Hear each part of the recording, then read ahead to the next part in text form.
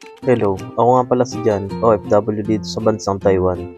Aring at may ganapan na naman ngayong araw.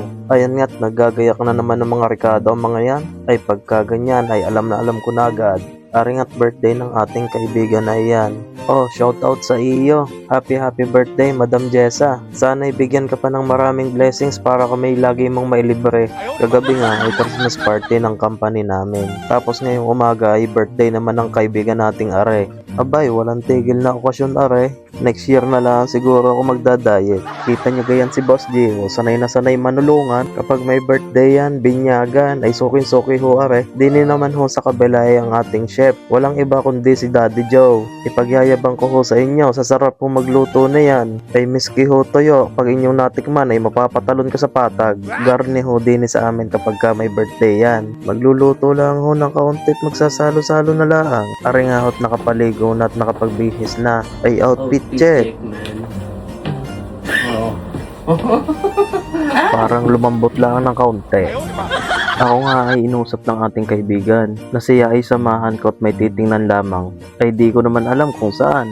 Basta daw ako'y sumama na lamang. Ay di arin na nga at gaor na naman kung pasaan.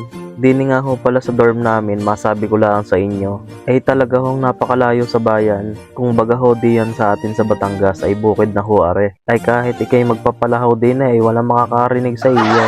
Ang mode of transportation nga po pala din ay taxi. Yun nga lang po ay napakamahal.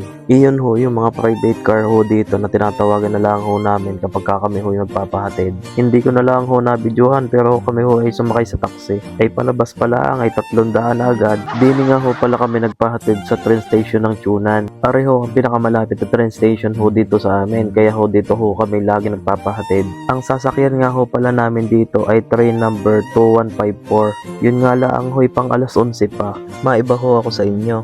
Medyo natagalan ang aking part 9. Yun ho ay dahil madami lang ho akong inasikaso ngayon at December nga ho. Pasensya na ho kayo. Ako naman ho ay natutuwa dahil may ilan tayong mga kaibigan na nagtatanong kung bakit wala pa daw tayong upload. Nakaw ay pasensya na kayo. Ako pala sinusubaybayan din ninyo. Ako ay kinilig. Kaunti nga lang. Ari na nga't nandidini na kami sa Toyon Station. Kami natikba lang at naliligaw na. Magtatanong sana ako. Kaya lang ay nakita ko ay pamilya pala rin ng Akatsuki. Pas, wag na nga lang. Ari na nga't bumaba na kami. Sumakay nga pala kami ng taxi. Ari nga lang ang pinakita namin sa taxi. Ko, pag sa daming iyan, iba na naman to. Sa mga hindi ho nakakaalam, ari nga ho ay mga second hand na motorcycle. Pero good as new, mamimili lang ho kayo kung anong gusto nyo. Dini nga ho pala sa part na yan, tinawag na ako ng aking kaibigan. Kala ko ho kung napapaano na di ako ho'y lumapit sa kanya. Aba, ang pagkakasabi ho sa akin, siya daw ho ay kinikilig na sa kanyang nakikita. Siya, Utoy, lakad sa CR, baka ikay naiihila. Iyon, pari na nga ay sa pugi. Sa ganda ng tindig na iyan ay laglag ang pante ng dalaga. Dini nga ho pala, lahat ng maiibigan yung motor ay pwede nyong testingin. Ay kahit pa i-road test nyo hanggang manawa kayo, ay hindi kayo sasaway na may-ari. At isa pa bukod doon, para malaman nyo kung okay pa baga ang makina, kung wala bang problema.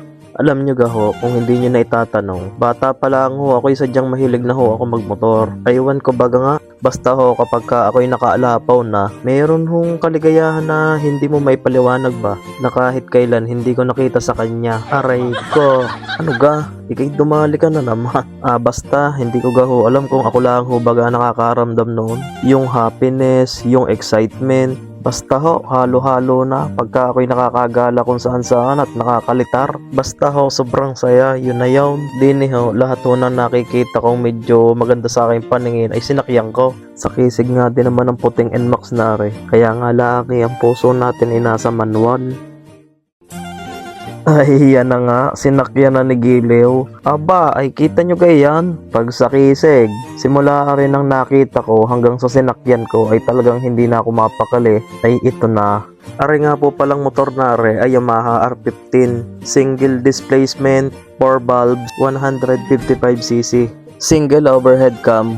Ang specs ng motor na ay pwede na para makalitar na ako at makagala patungo sa kanya. Ano ga, dumali ka na naman. Aringat na ayos na tatapos ng road test. Shoutout nga pala sa owner, si Ma'am Penny. Kung kayo'y dadayo din ay hindi kayo mahihirapan. Magdala lang kayo ng ARC health card at saka 3 latest na payslip. Inaabot na nga na naman kami ng gabi sa lakad na are. Ay di yun, di na naman kami dumretso. Ay alam niya na kung nasa saan na naman kami. Ay Venus, baka naman pangatlong punta na are. Kailan kaya din makaka-discount? Ay hanggang ngayon wala pa eh. Aringat kanina pa tayong inaantay din eh. Ay hindi daw magsisimula hanggat wala pa daw tayo. Ano gang higpit naman? Ari nga palang birthday ng kaibigan nating are. 2 months before pala ay sinabihan na tayo. Kaya't kung hindi tayo nakapunta ay nakaw patay. Hula ko yung mga 2 buwan daang tayong hindi siguro iimikan. Tsaka ang isa pa, aray birthday yan. Ay hampas lupa tayo. Ay di tayo pupunta. Kami huy magkakabatch ng mga are. Kaya ho kung mapapansin ninyo ay laging kasama ko sa vlog ang mga iyan.